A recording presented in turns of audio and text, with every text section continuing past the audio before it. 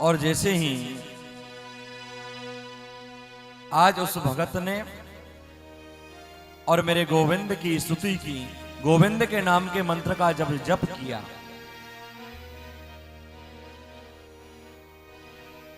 16 बार पहले कर चुका था और अब जब 17वीं बार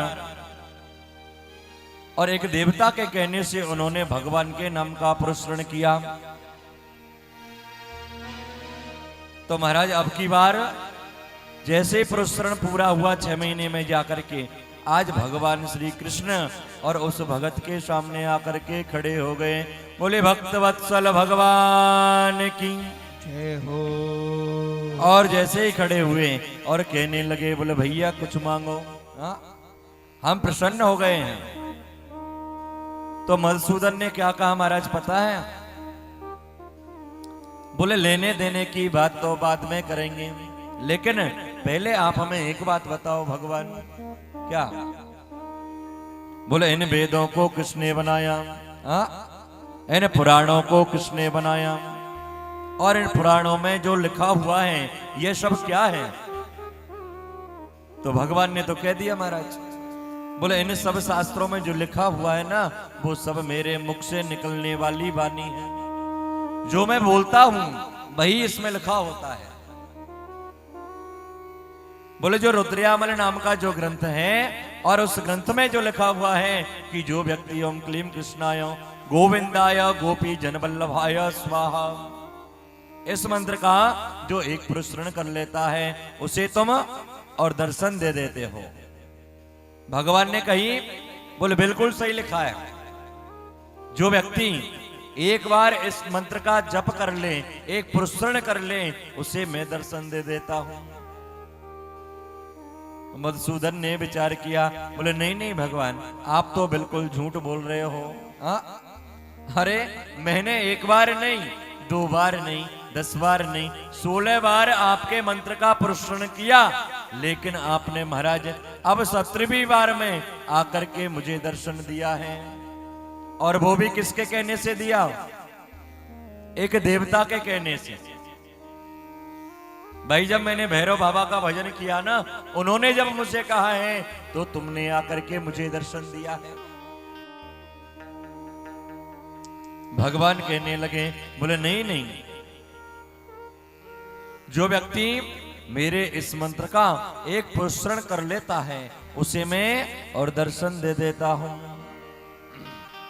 कैसे? बोला अपने नेत्रों को बंद करो। और जैसे मधुसूदन सरस्वती जी ने अपने महाराज नेत्रों को बंद किया, बोले नेत्रों को खोल करके सामने देखो। और जैसे ही सामने दिखाया महाराज, और 17 चिताएं जल रही थी, और 17 जलती हुई चिताओं को जब दिखाया, आज मधुसूदन ने पूछा, भगवान इन चिताओं के साथ में मेरा क्या संबंध है? भाई इन चिताओं को तुम मुझे क्यों दिखा रहे हो? आज भगवान ने कहा, बोले इन चिताओं से और तुम्हारा ही संबंध है। भाई जो तुम्हारा पिछला जो जन्म था ना, उस पिछले जन्म में तुम एक कसाई थे और तुमने 17 ब्रह्म हत्याओं को किया। आज जब तुमने मेरे मंत्र का एक पुरस्करण पूरा किया, एक ब्रह्म हत्या जल करके राख हो गई, दूसरा किया महाराज, दूसरी ब्रह्म हत्या जल करके राख हो गई। और इसी प्रकार एक एक करते हुए जब तुमने मेरे नाम के 17 पुरस्करणों को किया, तो जो तुम्हारे सर के ऊपर और 17 ब्रह्म हत्याएं बैठी हुई थी, वो महाराज जल करके समाप्त हो गई। और आज जब तुम बिल्कुल उन पापों से मुक्त हो गए हो, तुम्हारे सर के ऊपर जितने पाप थे वो जल करके समाप्त हो गए। अब मैं तुम्हारे सामने खड़ा हूं, बताओ कहां पर मेरे पुराण झूठे, कहां पर मेरे वेद झूठे और कहां पर मैं झूठा? मेरा कहने का तात्पर्य सज्जनों, हम लोग अपने कर्मों से दुखी होते हैं, अपने कर्मों से सुखी होते हैं। अरे जिस कार्य को हम लोग कर रहे हैं हो सकता है हमारी नजरों में सही है, लेकिन मेरी मां भगवती की नजरों में वो गलत भी हो सकता है। हाँ?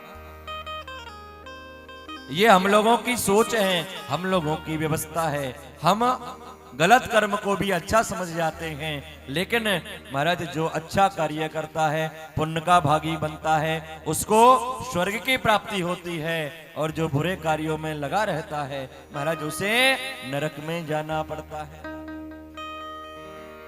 और अंत में और नरक की यातनाओं को सहन करना पड़ता है। आज जब परीक्षित जी महाराज का मोक्ष हो गया, आज जन्मेजय महाराज गद्दी पर बैठे हुए हैं, और इन जन्मेजय जी महाराज का काशी नरेश की जो कन्या है, जिसका नाम है महाराज बपुष्मा, इन बपुष्मा के साथ में जन्मेजय का विवाह हुआ।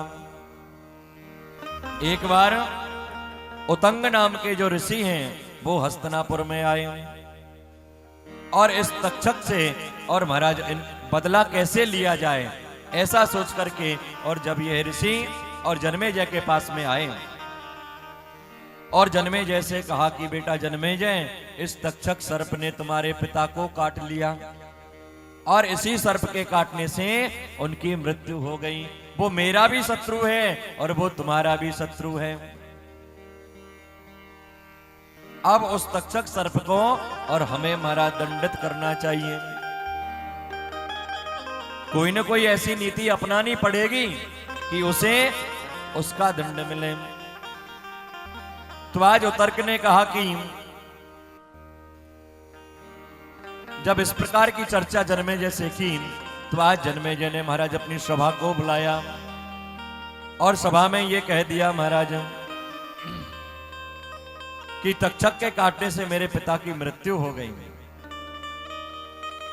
इसलिए अब हमें तक्षक से अपना बदला लेना चाहिए। आज उतंग बोले कि कश्यप नाम के ब्राह्मण जब आपके पिता को जीवित करने के लिए आ रहे थे, तो रास्ते में ही महाराज और तक्षक ने कश्यप को लोभ दे दिया, कुछ धन दे करके, और महाराज वहीं से वापस कर दिया। लेकिन राजन, आपके पिता का जो हंता है, जो तक्षक है, वह आपका शत्रु है। और प्राचीन समय की बात है सज्जनों, जो रुरु मुनि है ना महाराज, उन रुरु मुनि की पत्नी को जब सर्प ने काट लिया, और सर्प के काटने से जब उसकी मृत्यु हो गई, उसका विवाह भी नहीं हुआ था, और जब रुरु ने अपनी आधी आयु अपनी पत्नी को देकर के उनको जब जीवित करवाया, तो उन्होंने भी महाराज एक प्रतिज्ञा की। आज रुरु महाराज ने यह प्रतिज्ञा की अपने जीवन में कि मैं जिस किसी भी सर्प को जब देखूंगा ना, उसे तुरंत मार दूंगा। ये मेरा संकल्प है। आज के बाद अगर कोई सर्प मुझे दिखाई देगा तो मैं उसे तुरंत समाप्त कर दूंगा। अब एक दिन की बात महाराज, वन में और डुंडुब जाति का जो सर्प था ना, वह घूम रहा था। बेचारा डुंडुब सर्प बहुत बूढ़ा हो चुका था, उससे चला भी नहीं जा रहा था। और जब धीरे धीरे डुंडुब नाम का सर्प चलने लगा, और रुरु की नजर जैसे सर्प के ऊपर पड़ी महाराज, आज अपनी लाठी को उठा करके और जैसे ही डुंडुब को मारने के लिए जब भागने लगा, आज डुंडुब ने कहा, हे विप्र देवता, मैंने आपके प्रति कोई अपराध नहीं किया, आप मुझे क्यों मारना चाहते हो। आज रुरु ने कह दिया महाराज कि डुंडुब, मेरी धर्म पत्नी को सर्प ने काट लिया, और एक सर्प के काटने से उसकी मृत्यु हो गई। प्रेम से बोलो जय माता दी। लेकिन नहीं महाराज, इसमें मेरा क्या अपराध। भाई मैंने आपकी पत्नी को थोड़ी काटा। लेकिन रुरु ने महाराज नहीं माना, बोले नहीं मैं तो तुम्हें मारूंगा। ये मेरा संकल्प है कि जहां भी कोई सर्प मुझे दिखा मैं उसे समाप्त कर देता हूं। आज डुंडुब ने प्रार्थना करी, महाराज मैं किसी को नहीं डसता, और जो काटने वाले सर्प होते हैं ना, वो दूसरे होते हैं। और जब मनुष्य की भांति वह डुंडुब सर्प बातें करने लगा, तो आज रुरु को बड़ा अच्छा लगा। आज रुरु ने पूछ लिया, हे डुंडुब, मुझे सही सही बताओ कि तुम कौन हो। और तुम इस सर्प के योनि में कैसे आए? तो सर्प ने कहा महाराज कि हे ब्राह्मण देवता, पूर्व जन्म में मैं एक ब्राह्मण के कुल में जन्म लेकर के आया। मेरा नाम क्या था? मेरा नाम था खगम। खगम नाम का एक धर्मात्मा ब्राह्मण मेरा मित्र था। वह संतोषी भी था, सत्यवादी भी था और इंद्रियों को बस में भी रखता था। लेकिन जब सुबेरे सुबेरे और प्रातः काल में हवन कर रहा था, जब मेरा मित्र बैठ करके हवन कर रहा था ना महाराज, उसी समय मैंने एक कुशा को उठाया और कुशा का एक सर्प बना करके और महाराज उसके ऊपर डाल दिया, उसके ऊपर छोड़ दिया। महाराज वह भजन में था, ध्यान में था, उसे लगा कि किसी ने सचमुच का सर्प मेरे ऊपर डाल दिया। वह भयभीत हो गया, डर के मारे महाराज कांपने लगा और कांपते कांपते और महाराज उसने मुझे श्राप दे दिया कि अरे दुर्बुद्धि, तूने मेरी पूजा में विघ्न किया है, तूने मेरे ऊपर कुशा का सर्प बना करके छोड़ दिया है, इसलिए मैं तुझे श्राप देता हूं कि जा तू सांप बन जाए, तू सर्प बन जाए। और महाराज उस मित्र के श्राप के कारण और मैं सर्प बन गया। बस आपसे एक ही प्रार्थना है कि मुझे मारो मत। लेकिन मैंने जब मेरे मित्र से प्रश्न किया कि आपने मुझे सर्प बनने का श्राप तो दे दिया, लेकिन मेरी मुक्ति कैसे होगी, तो मेरे मित्र ने कहा कि जब रुरु महात्मा का आपको दर्शन होगा तो महाराज तुम्हारी मुक्ति हो जाएगी, इसलिए आप मुझे मारिए मत। और इतना कह करके महाराज जो डुंडुम नाम का सर्प था, महाराज एक मनुष्य का रूप लेकर के प्रकट हो गया। बोलिए भक्तवत्सल भगवान की जय हो। आज वह डुंडुम सर्प और सर्प की योनि से मुक्त हो गया। हे महाराज, आज आपने मेरा कल्याण कर दिया। उस दिन और रुरु ने महाराज सभी सर्पों को मारना बंद कर दिया और उसने मरी हुई अपनी प्रियतमा को आधी आयु देकर के महाराज जीवित कर लिया, विवाह कर लिया और बड़े प्रेम से उसके साथ में अपना जीवन निर्वाह करने लगे। सूत जी महाराज कहते हैं कि ऋषियों, जन्मेजय की बात सुनकर के और व्यास जी ने राजा से कहा कि राजन, देवी भागवत नामक पुराण की जो कथा है ना, और जो लोग इस कथा को श्रवण करते हैं, महाराज ये मां भगवती की जो कथा है ये बड़ी पवित्र कथा है। अनेक अनेक उपाख्यान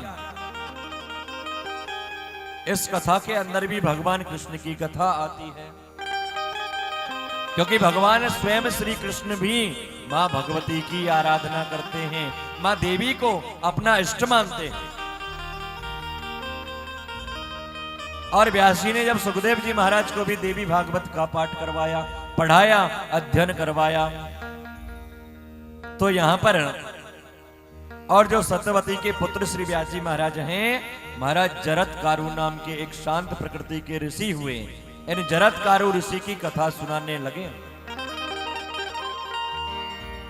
ये जो जरत्कारु नाम के जो ऋषि हुए महाराज, उन्होंने विवाह नहीं कराया। आज जब इन्होंने भी विवाह नहीं किया तो एक बार इन्होंने एक वृक्ष के ऊपर और लटके हुए अपने पितरों को देखा। अपने पितरों को जब वृक्ष पर उल्टा लटके हुए देखा तो आज उन पूर्वजों से जरत्कारु ने पूछा कि हे पूर्वजों, आप यहां पर उल्टे क्यों लटक रहे हो?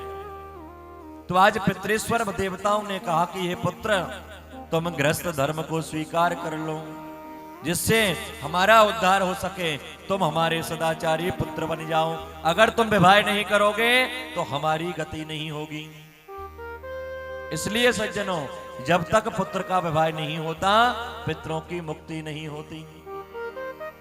हमारे जो पितृश्वर देवता होते हैं ना महाराज, वह उल्टे लटके हुए होते हैं और वह ये कामना करते हैं कि हमारे वंश में कोई पुत्र जन्म लेकर के आवे और वह विवाह करे और गृहस्थ धर्म का पालन करते हुए जब हमारे 16 दिन के श्राद्ध पक्ष आवे इन 16 दिनों में और हमारे लिए पिंडदान करें, श्राद्ध करें, तर्पण करें, तो हमारे पितृश्वर हमें आशीर्वाद प्रदान करें। प्रेम से बोलो जय माता दी। आज वे अपने पितरों से ऐसा कह करके महाराज बोले ठीक है, मैं जरूर विवाह करूंगा। आज उसी समय महाराज और जब तीर्थाटन के लिए चलने लगे तो उसी समय जो सर्प है ना महाराज, सर्पों को उनकी माता ने श्राप दे दिया था कि तुम अग्नि में गिर करके जल जाओ। और श्राप का कारण क्या था? जो कश्यप नाम के जो ऋषि थे ना महाराज, कश्यप नाम के ऋषि की 2 पत्नियां थीं। एक पत्नी का नाम था कद्रु और दूसरी पत्नी का नाम था विनीता। आज कद्रु ने और विनीता से पूछा कि बहन, सामने एक घोड़ा खड़ा हुआ था। आज कद्रु ने जब विनीता से पूछा, बोले बहन ये जो घोड़ा खड़ा है ना सामने, इसका रंग कैसा है? अब भाई जिसको जैसा रंग दिखेगा वो वैसा ही तो बोलेगा। तो विनीता ने उत्तर दे दिया, बोले बहन ये जो घोड़ा है ना, ये सफेद रंग का घोड़ा है। लेकिन नहीं, आज कद्रु ने विनीता की बात को नहीं माना और कहने लगी, बोले नहीं तुम ठीक से नहीं बता रही हो, चलो शर्त रखते हैं। और महाराज दोनों ने जब शर्त रखी, आज विनीता कहती है कि घोड़ा सफेद रंग का है और कद्रु कहती है कि जो घोड़ा है वह काले रंग का है। आज जो कद्रु के पुत्र है ना महाराज, वो सर्प है। कद्रु के गर्भ से सर्प जन्म लेकर के आए। आज कद्रु ने अपने सभी पुत्रों को आदेश कर दिया, बोले जाओ पुत्रों, और ये जो सफेद रंग का घोड़ा है ना, इसके ऊपर जाकर के लिपट जाओ, इस सफेद घोड़े को जाकर के काला बना दो, जिससे मैं अपनी बहन विनीता को, जो मेरी सौत है ना, बोले उसको नीचा दिखा सकूं। और शर्त क्या रखी? बोले जो हारेगा वो दूसरे की दासी बनकर के रहेगा। अब तो जैसे कद्रु ने महाराज अपने पुत्रों को आदेश किया, आज सभी जो सर्प है ना महाराज, सभी सर्प जाकर के उस घोड़े के शरीर को ढक दिया। और जैसे पूछा, हाँ विनीता अब तुम बताओ ये घोड़ा कैसा है? लेकिन घोड़े को तो विनीता ने सफेद देखा था महाराज। बोल नहीं घोड़ा तो सफेद ही है। लेकिन नहीं, बोले ये घोड़ा काला है। इसलिए महाराज और विनीता को अपनी दासी बना लिया। और जो दासी बन करके रहती है ना महाराज, वह जीवन पर्यंत उसका बोझा ढोती रहती है। आज कद्रु ने अपने सभी पुत्रों के द्वारा और विनीता को अपनी दासी बना लिया। लेकिन महाराज कुछ सर्प ऐसे भी थे जिन्होंने अपनी माता की बात का अनुकरण नहीं किया। नहीं माता, हम गलत कार्य का साथ नहीं देते। भाई ये घोड़ा सफेद है, तुम हमें जबरदस्ती से इसे काला बनवाना चाहती हो, हम नहीं जाएंगे। और जो सर्प नहीं गए ना महाराज, उनको कद्रु ने श्राप दे दिया, बोल जाओ तुम मेरी बात का अनुकरण नहीं करते हो। जो जन्मेजय सर्प यज्ञ कर रहा है ना, उस हवन कुंड में जाकर के जल करके मर जाओ। आज अपने ही पुत्रों को श्राप दे दिया। और जो सर्प माता के आज्ञाकारी बने महाराज, वह सर्प बच गए। अब तो उसी समय जो गरुड़ जी महाराज हुए, ये गरुड़ जी महाराज सर्पों का आहार करने वाले थे। गरुड़ जी वहां पर आए, आकर के अपनी माता को दुखी देखा। आज अपनी माता से निवेदन करने लगे, हे मां, आज तुम सूर्य के सारथी अरुण जैसे पुत्रों के रहते हुए और इतनी दुखी क्यों हो? अपने दुख का कारण मुझे बताओ। तो विनीता ने कह दिया, बेटा जब कोई किसी की दासी बनकर के रहता है ना, तो उसका दुख तो वही समझ सकता है। और मुझे कद्रु ने अपनी दासी बना लिया है, इसलिए अब ये मुझे दासी भाव से कब मुक्त करेगी? आज गरुड़ जी ने जब अपनी मां से पूछा, बोले आपको मुक्त कराने का उपाय क्या है? तो विनिता ने कहा, बोले हे गरुड़, जो अमृत कलश है ना देवताओं के पास स्वर्ग में रखा हुआ है, उस अमृत कलश को ला करके और कद्रू को प्रदान करो। ये कद्रू अपने पुत्र सर्पों को अमर बनाने के लिए और अमृत चाहती है। अब तो गरुड़ जी महाराज दौड़े दौड़े गए और जैसे महाराज स्वर्ग में गए, देवताओं को साथ में मिलकर के युद्ध करने लगे। और युद्ध करते करते महाराज जब अमृत कलश को छीन लिया देवताओं से, आज उस अमृत कलश को लेकर के जैसे ही आए, आकर के कद्रू को प्रदान किया, तुम अपने सर्प पुत्रों के लिए और इसे प्रदान करो। और अपनी माता को महाराज दासस्व भाव से और मुक्त किया। और जब महाबली गरुड़ जी बड़ी शीघ्रता से पृथ्वी पर उड़ने लगे, स्वर्ग में पहुंचे, तो जहां पर महाराज जब अमृत कलश को छीन करके लेकर के आए और उड़ते उड़ते जब गरुड़ जी थक गए, तो एक जगह पर गरुड़ जी महाराज ने और अमृत के कलश को रख दिया। और जहां जहां अमृत कलश की कुछ कुछ बूंदें गिरी ना महाराज, 4 जगह पर अमृत कलश की बूंदें गिरी। और 4 स्थानों पर आज भी और कुंभ का मेला लगाया जाता है।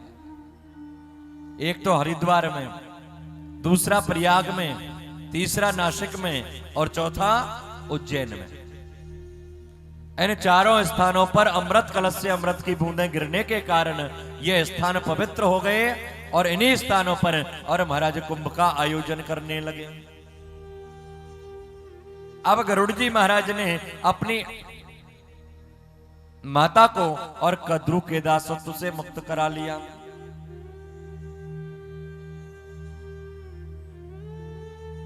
और जो अमृत कलश जहां पर जिस कुटिया के अंदर महाराज रखा हुआ था ना, तो प्रातः काल का समय, और प्रातः सुबेरे सुबेरे जब सभी सर्प स्नान करने के लिए नदी में गए, तो जो अमृत का कलश रखा हुआ था, महाराज देवताओं के जो स्वामी हैं इंद्र ने आकर के पीछे से उस अमृत के कलश को चुरा लिया।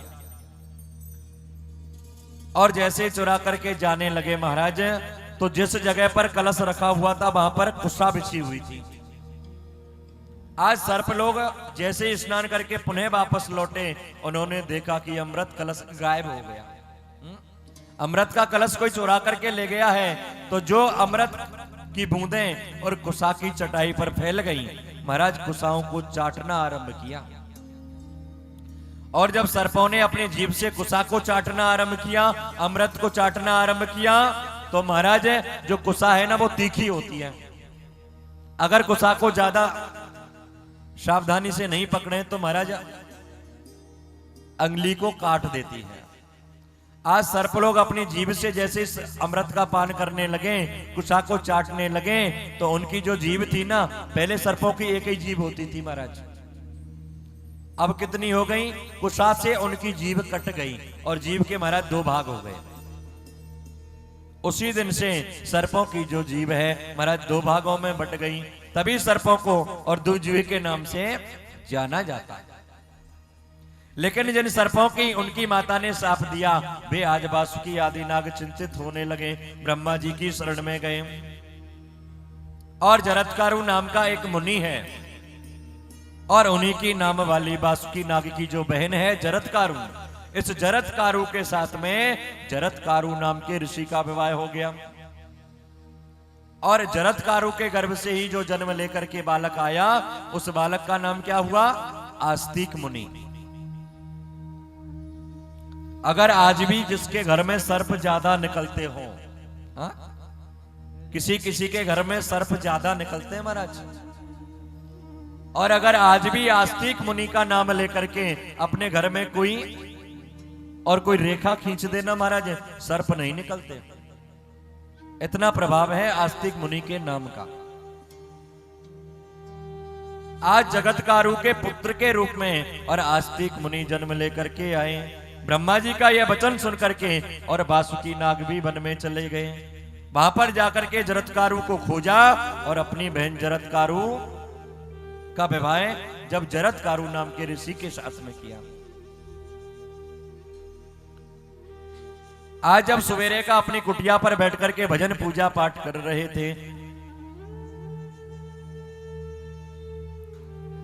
तो जो सूर्य अस्त का समय होता है ना महाराज, आज भजन पूजा पाठ करते करते महाराज,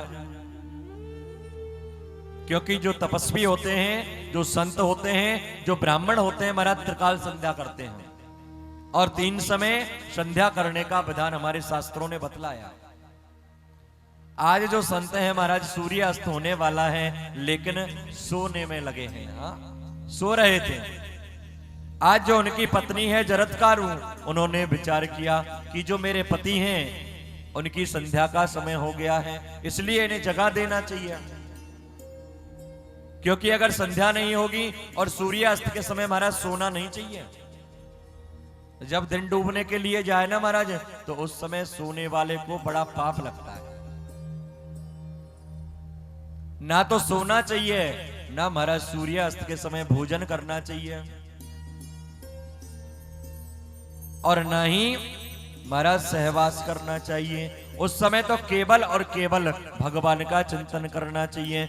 दोनों समय जब मिल जाएं, ना दिन रहे ना रात रहे, उस समय महाराज भगवान का भजन करें, पूजन करें, आरती करें। आज पत्नी के मन में यह विचार आया और पत्नी ने अपने पति को जगा दिया। सोते हुए पति की निद्रा को जब भंग किया, आज जरत्कारु नाम के ऋषि को क्रोध आ गया, और क्रोध आने के कारण उन्होंने कहा, देवी तुमने मेरी निद्रा को भंग किया है, इसलिए तुम अभी के अभी और मेरे आश्रम को छोड़ करके अपने भाई के यहां पर चली जाओ। आज जरत्कारु को अपने घर से निष्कासित कर दिया। और कुछ समय के लिए जब जरत्कारु अपने भाई के यहां पर जाकर के रहने लगी, जरत्कारु के भाई का नाम क्या है? वासुकी नाग। वासुकी की बहन है जरत्कारु। आज वासुकी को अपने साथ में लेकर के और ऋषि के पास में आए, आकर के निवेदन किया, और महाराज जैसे तैसे करके आज दोबारा से और जरत्कारु नाम के ऋषि ने और अपनी पत्नी को अपना लिया।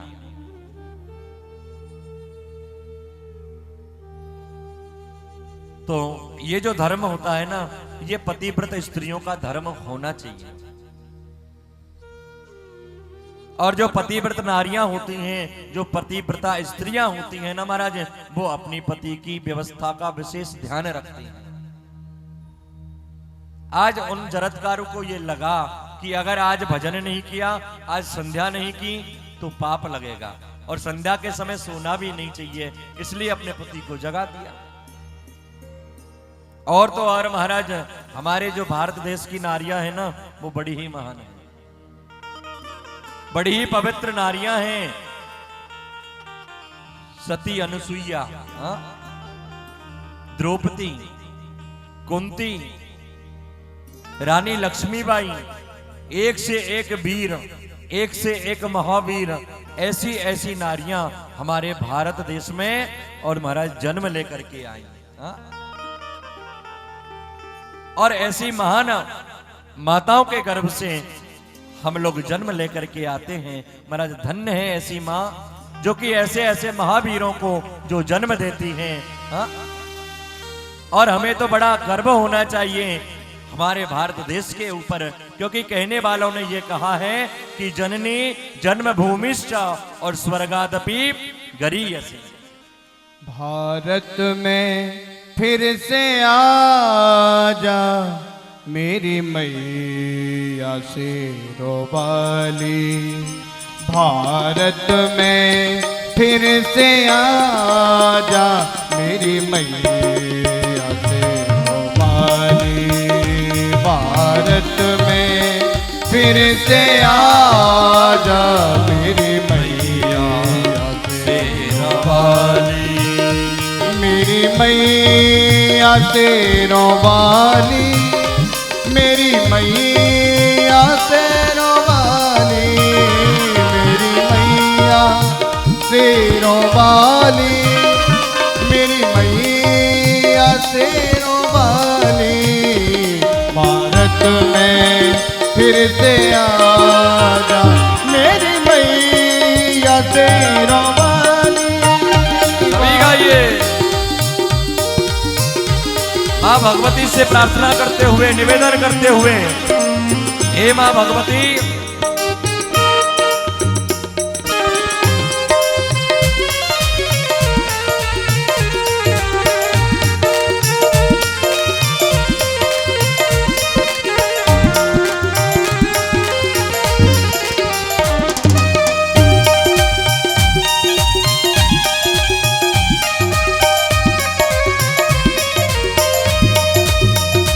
सत्कर्म घट रहे हैं, दुख दर्द बढ़ रहे हैं। सत्कर्म घट रहे हैं, दुख दर्द बढ़ रहे हैं। हाँ, सत्कर्म घट रहे हैं, दुख दर्द मिट रहे हैं।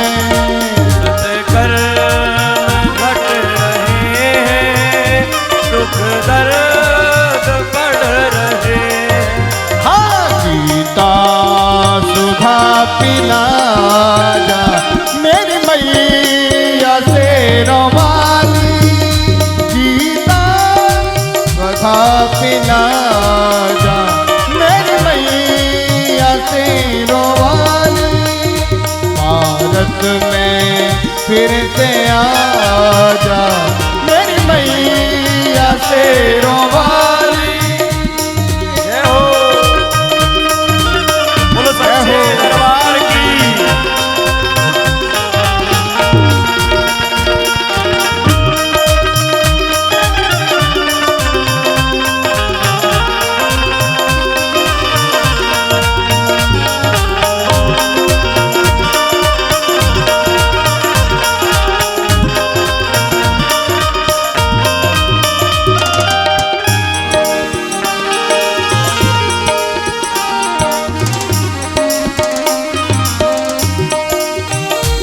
भाई का भाई दुश्मन बना हुआ यहाँ पर।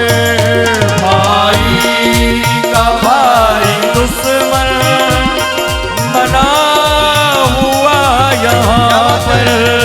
भाई का भाई दुश्मन बना हुआ यहाँ पर। भाई का भाई दुश्मन बना हुआ यहाँ पर। हाँ, सबको गले लगा जा, सबको गले लगा जा। और दोनों हाथ उठाते हुए मेरी मैया से रोवाली। सबको गले लगा जा मेरी भारत में फिर से आ जा मेरी मैया से रोवाली। भारत में फिर से आ जा मेरी मैया से रोवाली।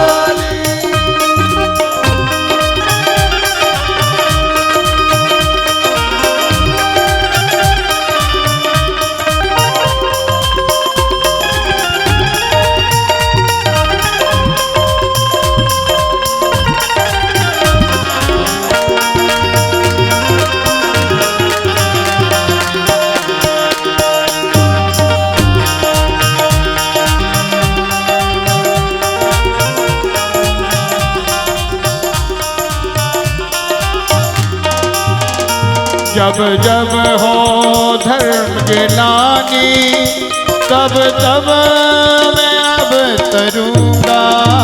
जब जब हो धर्म गिलानी, तब तब मैं तरूंगा। जब जब हो धर्म गिलानी, तब तब मैं अब तरूंगा। जब जब हो धर्म गिलानी, तब तब मैं अब तरूंगा। इस कौल को निभा जा, इस कौल को निभा जा मेरी मैया से रोवाली। इस कौल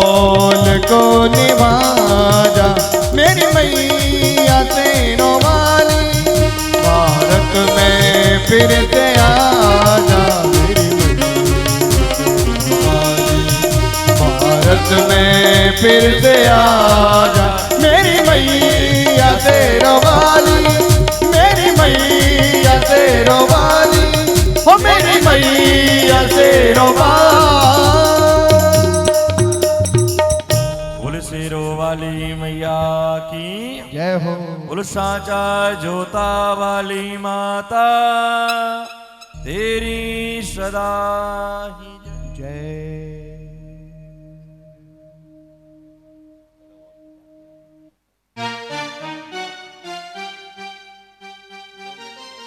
हाँ, और इसी के बीच में देखिए महाराज जी का बहुत बहुत आभार, और हमारे भागवत महिला मंडल की तरफ से भी जो हमारे बीच में महाराज जी पधारे हैं, इनका बहुत बहुत साधुवाद। इसी प्रकार अपना आशीर्वाद हमारे ऊपर बनाए रखें, और इसी प्रकार कथाओं के मध्य में आकर के हमें आनंदित करते रहें। इसी के बीच में सुमित्रा बाई पॉप हितेश जी, लीलू जी, इनके यहां से 1100 रुपए अपनी नाती के जन्मदिन पर, और भागवत महिला मंडल 2100 रुपए पहले ही अपनी सेवा यहां पर स्टेज पर दे चुके हैं। तो सुमित्रा बाई और हितेश जी को मैं आमंत्रित करूंगा मंच पर आए, आकर के भागवत जी को प्रणाम करें, भागवत जी से आशीर्वाद ग्रहण करें। और यहां पर भागवत महिला मंडल की तरफ से पत्रम पुष्पम फलम तोयम यो में भक्त्या प्रियक्षति, हम लोग संत महात्मा ब्राह्मणों को क्या दे सकते हैं लेकिन हाँ, कोसली से जो भी भक्त हमारे यहां पर पधारे हुए हैं ना, वो भी एक बार सभी यहां पर, और हमारा भागवत महिला मंडल भी उनका स्वागत सम्मान करना चाहते हैं। तो सभी व्यासपीठ के पास में पधारेंगे, आकर के सम्मान ग्रहण करेंगे, जो कि आप लोग सभी यहां पर अपना अमूल्य समय लेकर के पधारे हैं। बहुत बहुत साधुवाद, बहुत बहुत शुभाशीष। इसी के बीच सुमित्रा बाई हितेश जी भी व्यासपीठ पर पधार करके भागवत जी से प्रार्थना करेंगे, आशीर्वाद लेंगे। बोले सच्चे दरबार की जय हो। पल भर के लिए मैया जी का नाम जप ले, पल भर के लिए मैया जी का नाम जप ले, झूठा ही सही, दोनों हाथ उठाते हुए, झूठा ही सही, पल भर के लिए मैया जी का नाम जप ले, पल भर के लिए मैया जी का नाम जप ले, झूठा ही सही, झूठा ही सही, मैया नाम जप ले, माँ का नाम जप ले, पल भर के लिए, पल भर के लिए, पल भर के लिए मैया जी का नाम जप ले, झूठा ही सही, पल भर के लिए मैया जी का नाम जप ले, झूठा ही सही। ओ मैया नाम रट ले, माँ का नाम रट ले, माँ का नाम रट ले, माँ का नाम रट ले, झूठा ही सही, पल भर के लिए मैया जी का नाम रट ले, झूठा ही सही। वो पल भर के लिए मैया जी का नाम जप ले, झूठा ही सही।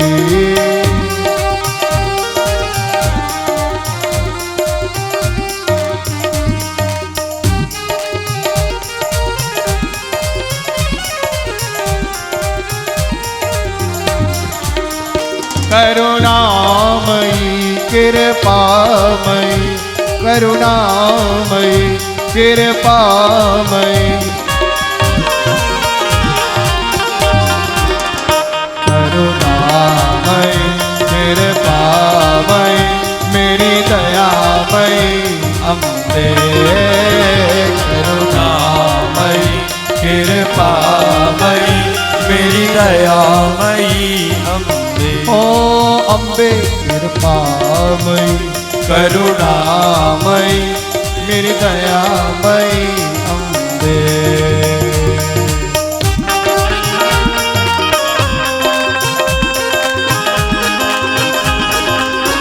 जय हो।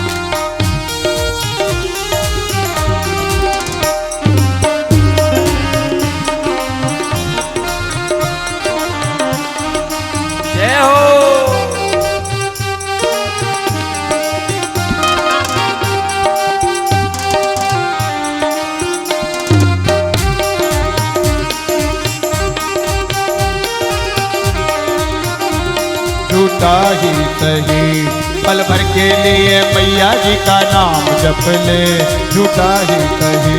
पल भर के लिए मैया जी का नाम जप ले, झूठा ही कही, झूठा ही कही, झूठा ही कही। भोले सच्चे दरबार की जय हो। आज